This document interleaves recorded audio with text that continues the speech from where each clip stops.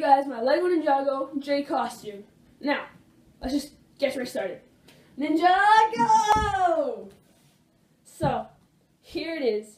My finished Lego Ninjago J costume with a realistic twist to it. So, I really like the way this costume turned out. I'm really proud of it.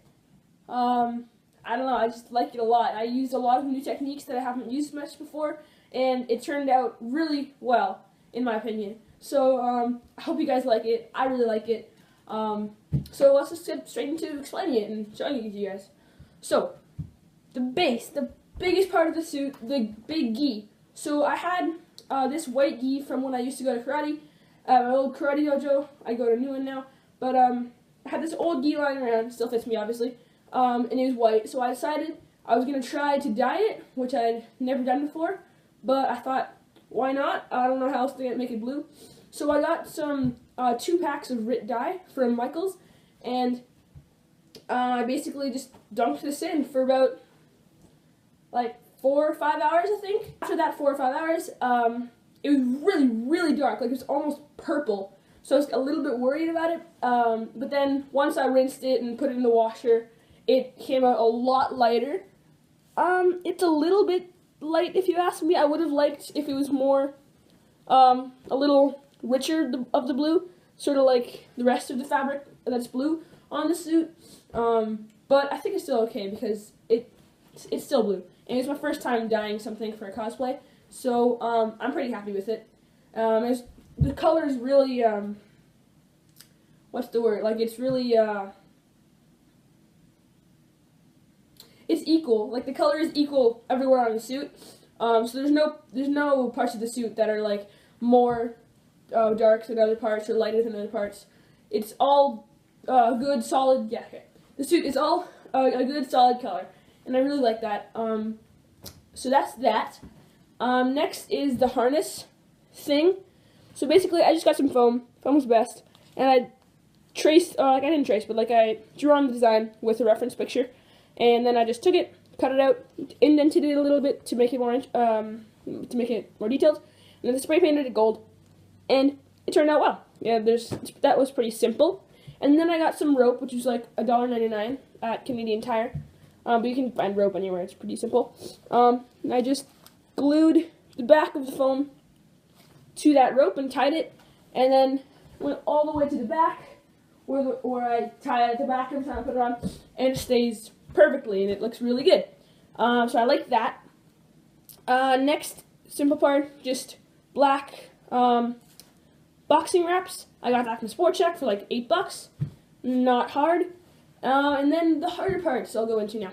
So, okay, well the belt actually wasn't that hard. So I went to Fabricland and I got some blue, this is like, I think it was like a 60% cotton and 40% like polyester, I think. Because it's a little stretchy but still stiff and a good fabric. It's sort of like what they use for like sweaters. That's what it feels like. So basically I just got my sewing machine, I got some blue thread, and I sewed it together, which is really simple. Just hemmed it, and then I just tied it. So that's really simple, that part. It was all around. That was really simple. And next, okay, I'll take this part of the mask off. Okay, so the mask is actually a 2-piece. I wanted to mention, which is obvious because I have this part. It's a 2-piece because when I was first like planning out the cosplay and the costume, I didn't really know how to make like an actual full head mask, and I really like how in the show their masks always like they kind of pull it up like that and then it goes over, like it's kind of attached to the actual gi. So I liked that idea, and I also wanted to make it a little more realistic. So and this is eventually what I got. So when I was making the bottom portion of the mask, my sewing machine was actually broken, so I didn't get to sew this part together, but I did use just fabric glue, and I had, yeah, you can see where I was like plotting it out on the back. This marker, just fabric glue to hem it, and you can see this little white part, that's actually 2 pieces of elastic I put in there, just so, sorry, I put 2 pieces of elastic in there, just so it would like hold on my face in the shape I wanted to a little better, because without the plastic, without the elastic before, it would kind of still go like that at the bridge of my nose. So the elastic helps to just have it keep it in place and on my face properly. And then other than that, it just basically what it's about.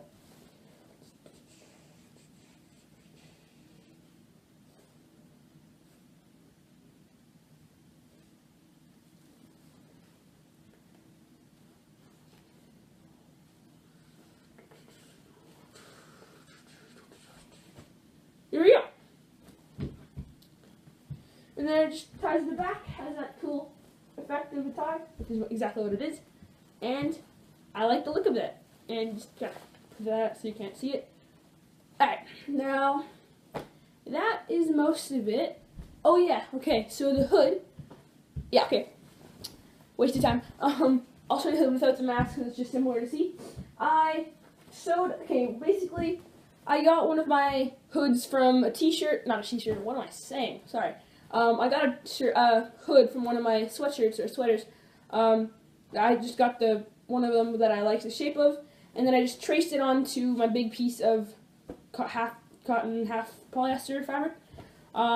Traced it onto that, and then it was in I did two halves. The hood, I did not have my sewing machine because it was broken, so I just had to use fabric glue, E6000 fabric glue. It's just like $6 at Michael's, or anywhere really. I can get it. I just went like this, and I got the two halves from my tracing. I just glued them on top of each other. See, it's not exactly even, you can tell, because obviously it was harder to do this without a sewing machine, but I kind of like, actually, the fact that it's kind of looking frayed and a little bit torn, and like, I don't know, I like it. It looks more realistic to me, because he's a ninja and he's always fighting. So I like that. And then, finally, once my sewing machine was fixed, first of all, I sewed the belt, like I said, and then I sewed the hood to the gi. There, you can see that, the seams. So I sewed that to the gi, and I sewed the back of it to the gi also, to keep it in place. And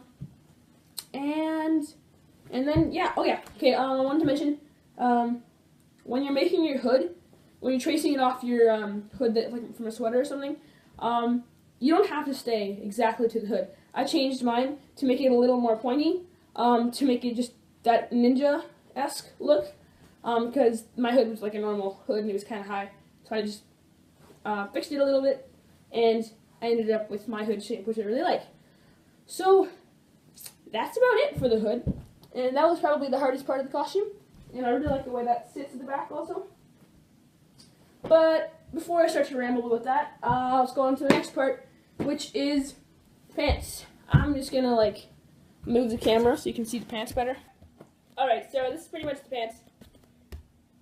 They're just actual sweatpants that I wear like every day at school. Okay, not every day, but like, you know, everyday sweatpants that I wear normally. But I really like them because they have this chainmail-ish look to them. I don't know, and then on the knees they have this really cool padding, and I don't know, it looks really good. It looks like armor, like what a ninja would wear in real life, and I don't know, I really like that. So yeah, that's about that last part of the costume. I want to thank Zenovio for nominating me for this 2-week cosplay challenge.